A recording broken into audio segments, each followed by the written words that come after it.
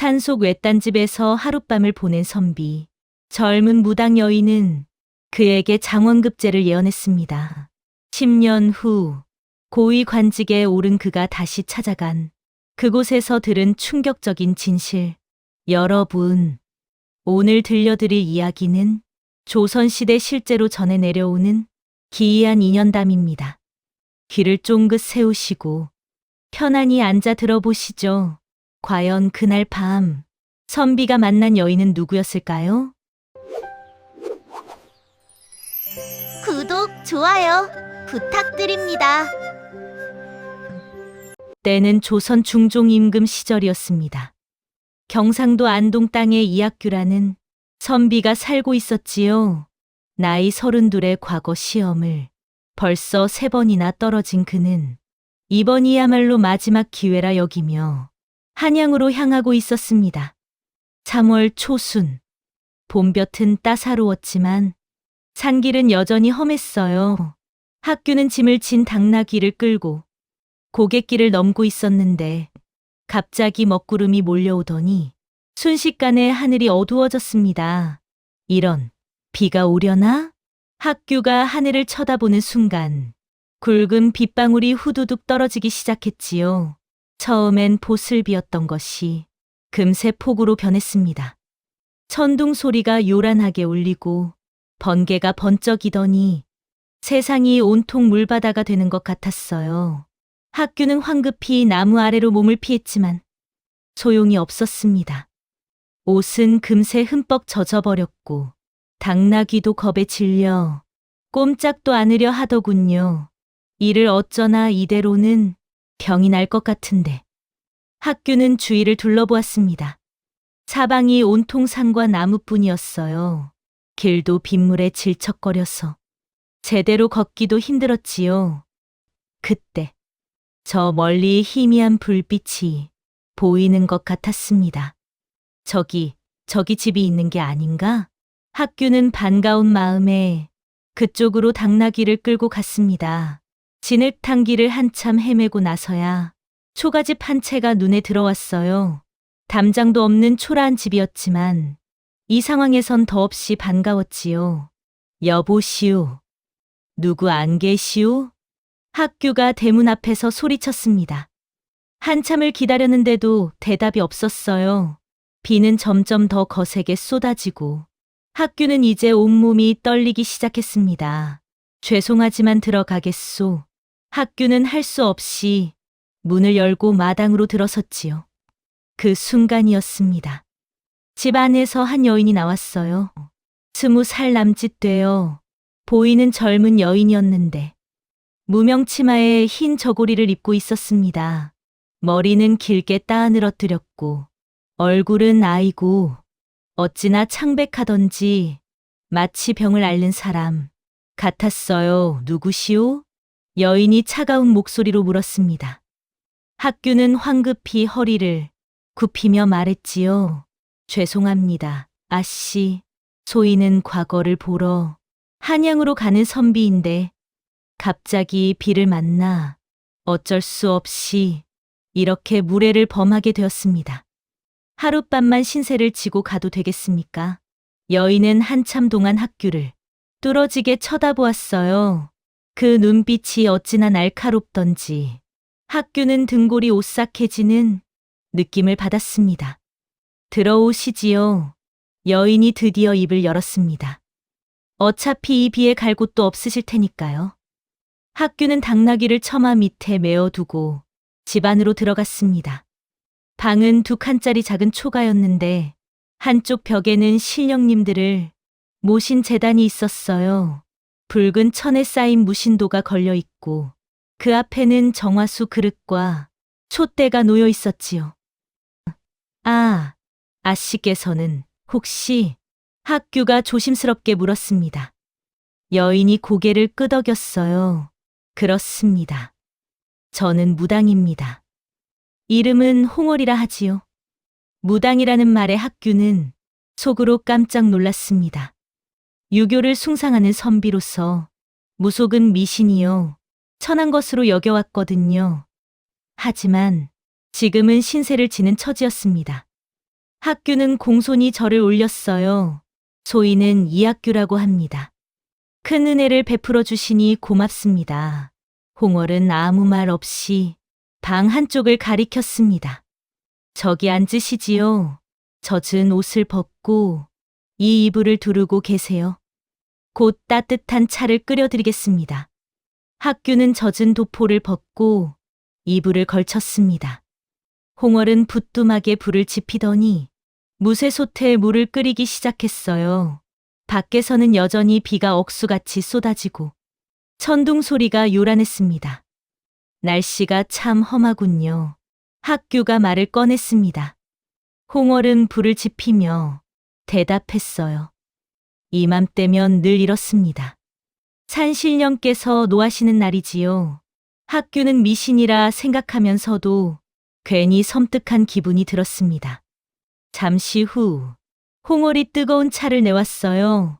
구수한 보리차 향이 방 안에 퍼졌습니다. 드시지요. 몸을 녹이셔야 합니다.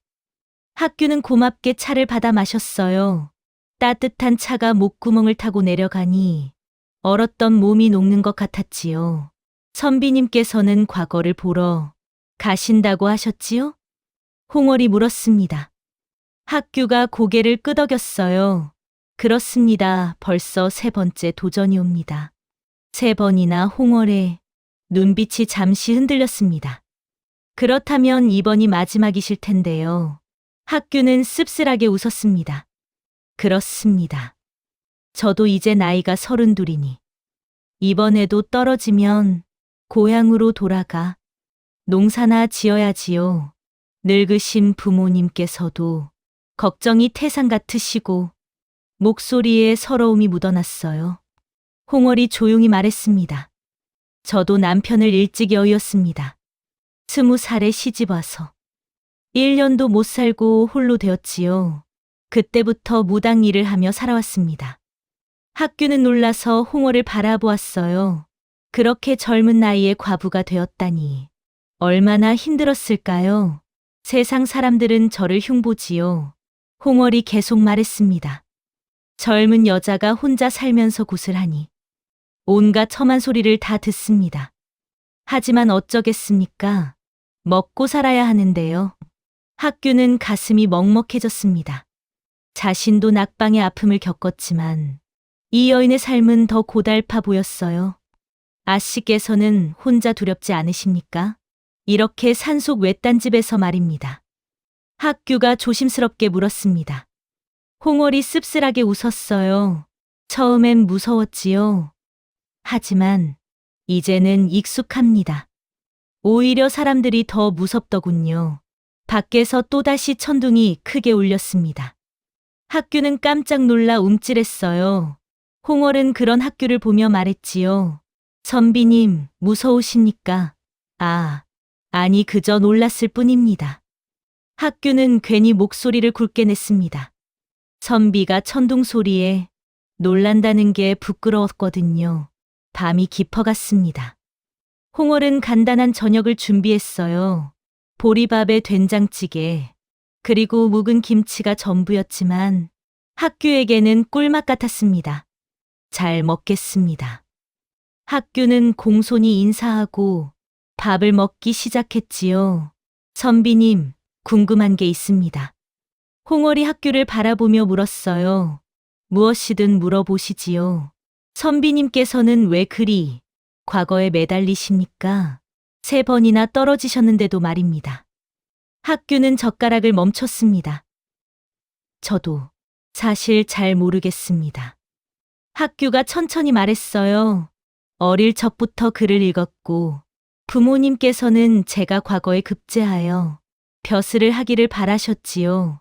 하지만 번번이 떨어지니 이제는 제 자신이 한심스럽습니다. 그래도 이번만은 꼭 성공하고 싶습니다. 홍월은 고개를 끄덕였습니다. 마음은 이해하겠습니다. 저도 남편이 살아있었다면 이런 일을 하지 않았을 테니까요. 하지만 운명이란 게 참 묘한 것입니다. 피하려 해도 피할 수 없고 원하지 않아도 다가오는 것이지요. 아씨께서는 운명을 믿으십니까? 학규가 물었습니다. 홍월의 얼굴에 이상한 미소가 번졌어요. 저는 무당입니다. 운명을 보는 것이 제 일이지요. 사람들은 제게 와서 운을 물어보고 저는 신령님께 여쭈어 답을 전해드립니다. 학규는 반신반의하는 표정을 지었습니다. 그런 것이 정말 맞습니까? 미래를 안다는 것이 가능한 일입니까? 홍월이 학규를 똑바로 쳐다보았어요. 선비님, 원하신다면 제가 선비님의 운을 봐드릴 수 있습니다. 학규는 잠시 망설였습니다. 유교를 공부한 선비로서 무당의 점을 본다는 것은 체면이 깎이는 일이었어요. 하지만 다른 한편으로는 묘하게 끌리는 마음도 있었지요. 3번이나 낙방한 마당에 이번 과거는 어떻게 될지 정말 궁금했거든요. 그럼 한번 부탁드려도 되겠습니까? 학규가 조심스럽게 말했습니다. 홍월은 자리에서 일어나 제단 앞으로 갔어요. 촛불을 켜고 정화수를 새로 올리더니 무릎을 꿇고 두 손을 모았습니다. 산신님, 칠성님, 조상님들이시여. 홍월이 나지막이 기도를 시작했습니다. 학규는 그 모습을 보며 묘한 기분을 느꼈어요. 촛불이 일렁이고 여인의 목소리가 방 안에 울려 퍼졌습니다. 바람 소리, 빗소리와 어우러져 마치 다른 세상에 와 있는 것 같았지요. 한참을 기도하던 홍월이 천천히 몸을 돌렸습니다. 그런데 이게 웬일입니까? 아까와는 완전히 다른 사람 같았어요. 눈빛은 형형하게 빛났고 얼굴에는 묘한 기운이 감돌았습니다. 이학규. 홍월이 낮고 깊은 목소리로 말했어요. 선비의 운을 보니 지금까지는 험난했으나 앞으로는 탄탄대로가 열릴 것이옵니다. 학규는 숨을 죽이고 들었지요. 이번 과거에서 선비는 장원급제를 하실 것입니다. 삼수 끝에 1등으로 붙는 것이지요. 장원급제를요? 학규는 믿을 수가 없었습니다. 3번이나 떨어진 자신이 장원을 한다니. 하지만 홍월이 말을 이었습니다. 한 가지 조심하실 것이 있습니다. 한양에 도착하면 서쪽 객사는 피하시고 동쪽 여관에 머무르십시오. 그리고 시험장에서는 5번째 문제를 먼저 푸시고 나중에 첫 번째로 돌아오십시오. 학규는 황당하면서도 묘하게 그 말이 마음에 와닿았습니다. 정말 그럴까요? 홍월은 고개를 끄덕였어요. 제가 보는 운은 틀린 적이 없습니다. 하지만 선비님께서 믿으시든 안 믿으시든 그것은 선비님의 자유이지요. 그때였습니다. 갑자기 밖에서 이상한 소리가 들려왔어요.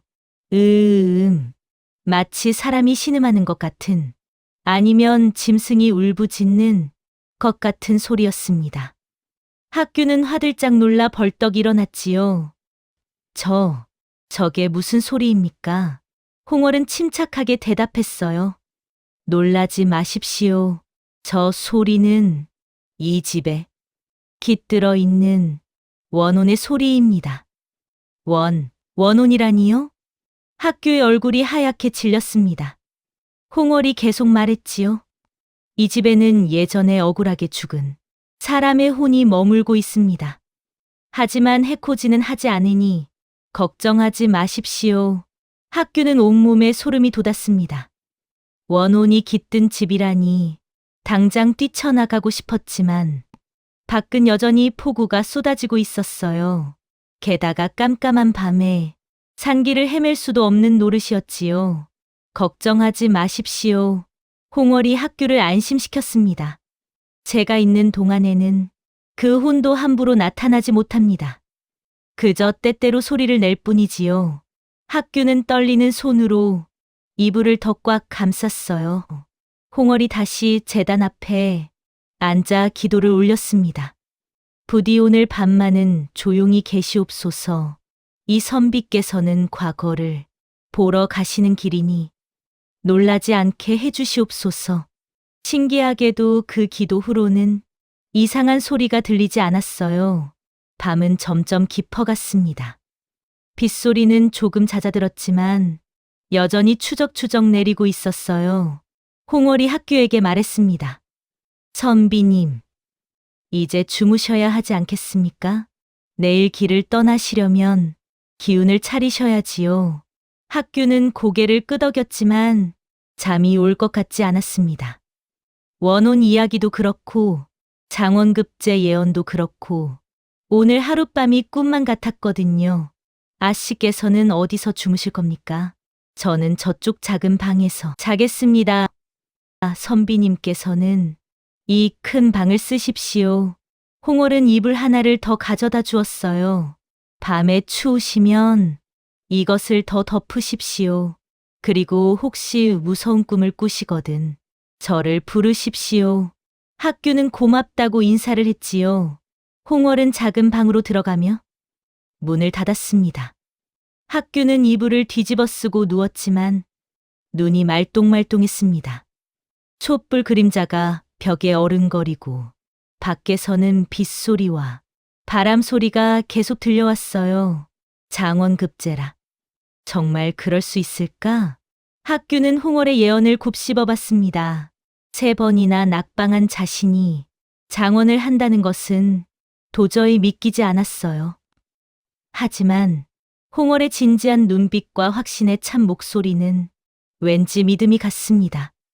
동쪽 여관에 묻고 5번째 문제를 먼저 푼다. 학교는 그 말을 머릿속에 새겨 넣었지요. 한참을 뒤척이다 잠이 들 무렵이었습니다. 문득 작은 방에서 소리가 들려왔어요. 훌쩍훌쩍 마치 누가 우는 것 같은 소리였습니다. 홍월이 울고 있는 걸까요? 학교는 가만히 귀를 기울였습니다. 남편 여보, 희미하게. 홍월의 목소리가 들렸어요. 학교는 가슴이 저려왔습니다. 저 젊은 여인이 얼마나 외로웠을까요? 일찍 남편을 잃고 혼자 이 깊은 산속에서 살아가는 것이 얼마나 힘들었을까요? 학교는 자신의 처지도 서러웠지만 홍월의 삶이 더 가슴 아팠습니다. 내가 만약 과거에 급제한다면 나중에 이 여인을 도와드려야겠다. 학교는 마음속으로 다짐했어요. 비록 신분이 다르고 무당이지만 오늘 밤 은혜는 꼭 갚아야 한다고 생각했지요. 그렇게 생각하니 마음이 조금 편해졌습니다. 학교는 천천히 눈을 감았어요. 어느새 피곤이 몰려왔고 학교는 깊은 잠에 빠져들었습니다. 꿈속에서 학교는 과거 시험장에 있었어요. 그리고 자신의 이름이 장원으로 발표되는 장면을 보았습니다. 아침이 밝았습니다. 학교가 눈을 뜨니 방 안에 환한 햇살이 들어와 있었어요. 밤새 그렇게 쏟아지던 비가 그쳤고 하늘은 맑게 개어 있었습니다. 일어나셨습니까? 홍월의 목소리가 들렸어요. 학교는 황급히 옷을 여미고 일어났습니다. 홍월은 벌써 아침 준비를 다 해놓았더군요. 잘 주무셨습니까? 네, 덕분에 잘 잤습니다. 학교는 어젯밤 홍월이 우는 소리를 들은 것을 말하지 않았어요. 그냥 모르는 척하는 것이 예의라고 생각했거든요. 아침 진지를 드시고 가십시오. 홍월이 밥상을 내왔습니다. 간단한 아침이었지만 정성이 담겨 있었어요. 학교는 감사하게 밥을 먹었지요. 은혜를 잊지 않겠습니다. 아씨. 학교가 진심으로 말했습니다. 홍월은 고개를 가로저었어요. 은혜라뇨.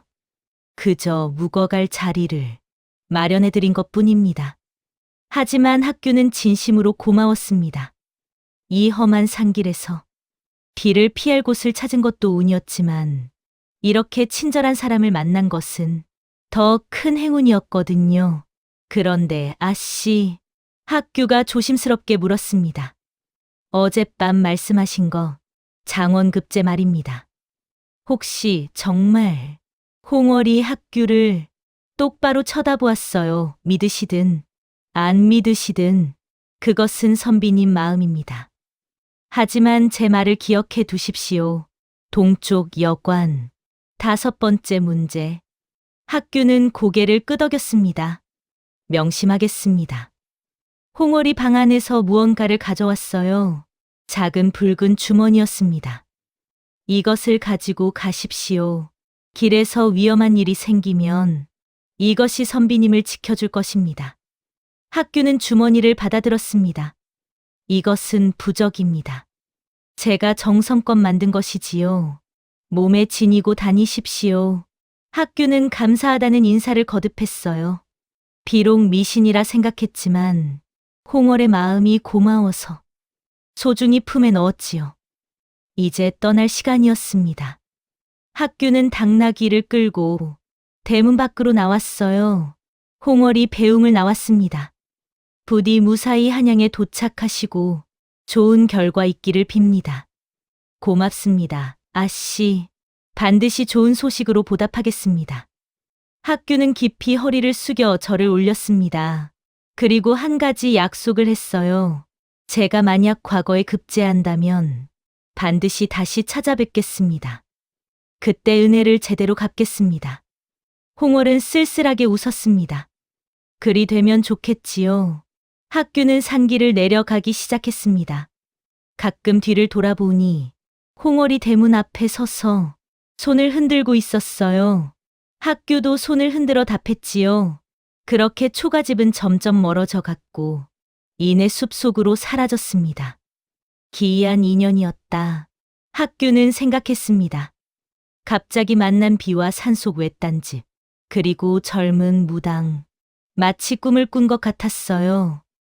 하지만 품속의 붉은 주머니가 어젯밤이 현실이었음을 증명해주고 있었지요.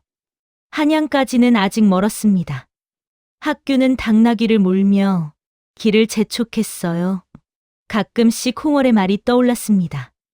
동쪽 여관. 5번째 문제.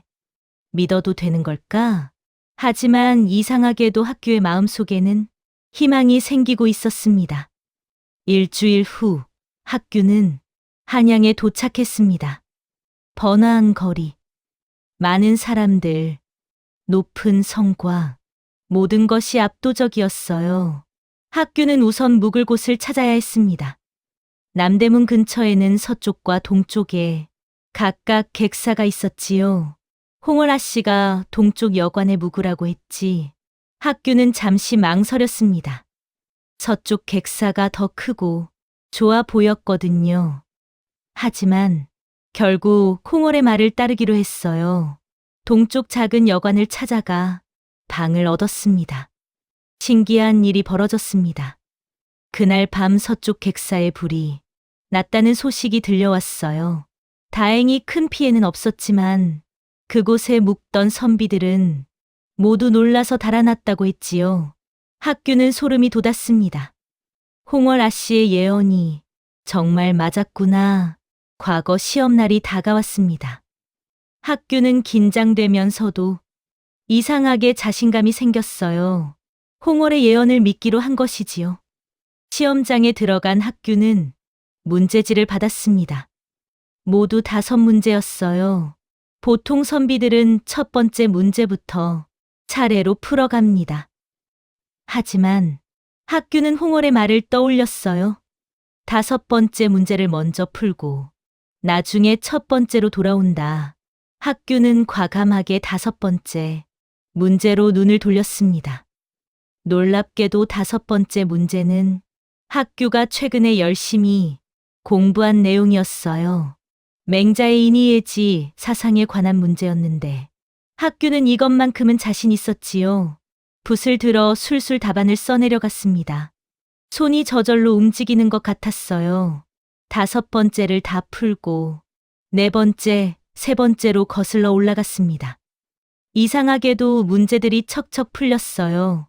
평소 같았으면 어려웠을 문제들인데 오늘은 머리가 맑게 돌아가는 것 같았습니다. 마침내 첫 번째 문제로 돌아왔지요. 첫 번째 문제는 시를 짓는 것이었습니다. 주제는 봄비였어요. 학규는 문득 산속 초가집에서의 그날 밤이 떠올랐습니다. 폭우가 쏟아지던 밤, 홍어를 만났던 그 인연. 학규는 그 기억을 담아 시를 지었습니다. 산중에 봄비 내리니 길손의 발걸음 머무네. 외로운 등불 아래 인연이 맺어지고 한밤의 예언이 새벽을 밝히니 가을 들판에 결실이 맺히리라. 학규는 마음을 담아 정성껏 답안을 완성했습니다. 시험이 끝나고 보름이 지났습니다. 발표일이 되었어요. 학규는 떨리는 마음으로 게시판 앞으로 갔습니다. 수많은 선비들이 몰려들어 왁자지껄했지요.